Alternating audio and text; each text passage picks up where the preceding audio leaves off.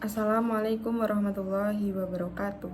Perkenalkan, nama saya Fahman Nurhafidah dengan NIM J500230032. Pada kesempatan kali ini, saya akan menjelaskan hasil dari praktikum histologi dengan tema sel dan epitel.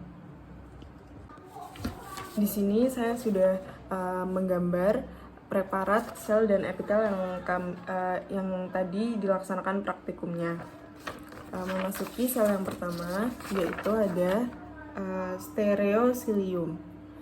Stereocilium ini, gambar ini tuh dari preparat organ testis bagian epididymis. Lalu di bagian paling luar itu ada lamina propria atau membran basalis, lalu masuk ke dalam ada epitel, dan masuk ke dalam epitel yang titik-titik coklat ini adalah sel epitel. Lalu selanjutnya masuk ke dalam lagi ada serabut-serabut seperti rambut, itulah stereociliumnya. Lalu masuk bagian ke dalam adalah sel spermanya yang ini. Lalu yang selanjutnya adalah sel granulum zymogen dari preparat pankreas. Di dalam pankreas itu ada sistem endokrin dan juga eksokrin, di mana endokrin itu untuk menghasilkan hormon, sedangkan eksokrin itu untuk menghasilkan enzim. Nah, granulum zymogen itu ada di titik-titik merah di bagian pars eksokrin, yaitu di luar dari. Jadi ini adalah endokrin dan di luar ini adalah eksokrin. Nah, granulum zymogen ini ada di bagian pars eksokrin di bagian luar endokrin. Lalu memasuki yang ketiga, yaitu sel mucinogen. Mucinogen itu ada di preparatnya usus halus. Lalu, mohon maaf, jadi gambarnya seperti ini. Karena usus halus itu berkelok-kelok, maka yang berkelok-kelok ini disebut villi intestinalis. Untuk fungsinya itu untuk memaksimalkan penyerapan sari-sari makanan. Berbeda jika usus itu hanya berbentuk seperti ini, itu tidak bisa maksimal untuk diserap sari-sari makanannya. Makanya perlu dibuat berkelok-kelok. Lalu mucinogen itu ada di bagian dalam sini, ya ini titik warna ungu ini. Lalu yang selanjutnya ada tetes lemak. Preparatnya itu dari organ kulit. Agar tidak larut, ditetesi dulu dengan osmium titroksida agar lemak itu tidak larut sampai bisa menjadi warna hitam seperti ini. Nah, di bagian preparat ini, tetes lemak itu yang berwarna hitam-hitam, titik-titik hitam ini. Nah, di bagian luar titik-titik hitam itu dinamakan lobus. Jadi kayak lobus itu yang segini tuh satu lobus. Lalu jika 1, 2, 3 ini berarti ada 3 lobus. Nah, di luar tetes lemak itu ada berwarna merah-merah seperti ini. Itu disebut vakuola lemak. Dan di bagian sini tuh ada jaringan ikat adiposa.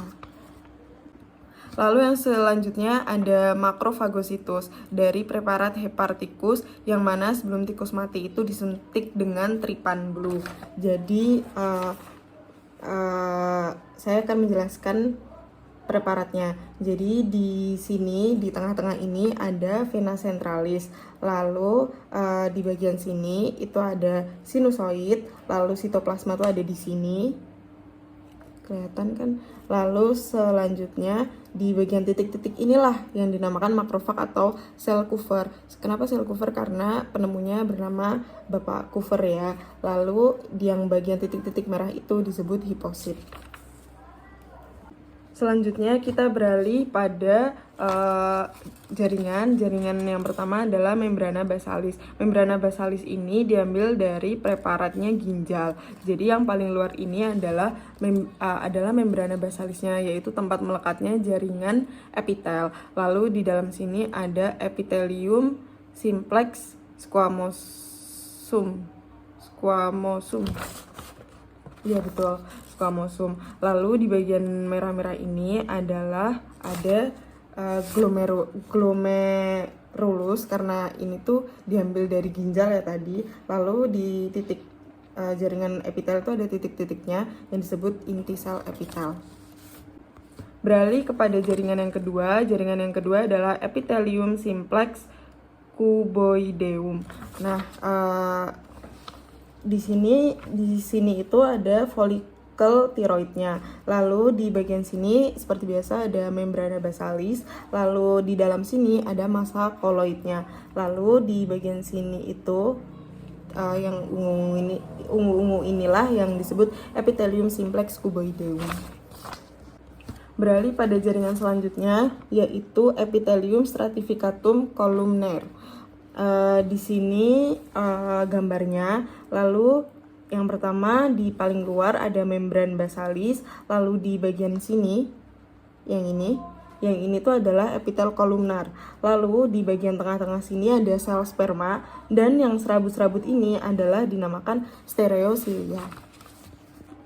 Lalu jaringan yang selanjutnya adalah epithelium stratificatum squamosum non cornificatum. Jadi ada dua ya teman-teman, ada non cornificatum dan cornificatum. Perbedaannya adalah jika non cornificatum itu tidak ada tanduknya dan berada di esofagus atau kerongkongan ya. Tapi kalau misalnya cornificatum itu ada tanduknya, biasanya ada di kulit. Nah, ini gambar preparatnya. Jadi ini preparat dari esofagus ya, karena non carnificatum. Jadi di sini ada membran basalisnya. Nah, di sini tengah-tengah ini tuh ada jaringan ikat. Jadi karena menempel dengan jaringan epitelnya. Lalu di sini ada squamosum dan di sini ada polihedralnya. Lalu yang terakhir ada epitel transisional, yang mana di paling atas ini ada sel permukaan atau sel apex. Lalu di bagian sini itu adalah epitel transisionalnya, dan yang di sini ini yang ungu-ungu ini adalah jaringan ikatnya. Kenapa epitel transisional? Karena dia itu bisa berubah ya. Ini adalah preparat yang diambil dari kandung kemih atau uretra. Jadi jika saya ibaratkan, jika kandung kemih itu penuh, ada urinnya, maka jaringan epitelnya ini akan memipih. Tapi jika ada airnya atau ada urinnya, dia itu akan menggembung. Maka karena berubah-ubah itulah disebut epitel transisional. Sekian dari saya, semoga bermanfaat. Wassalamualaikum warahmatullahi wabarakatuh.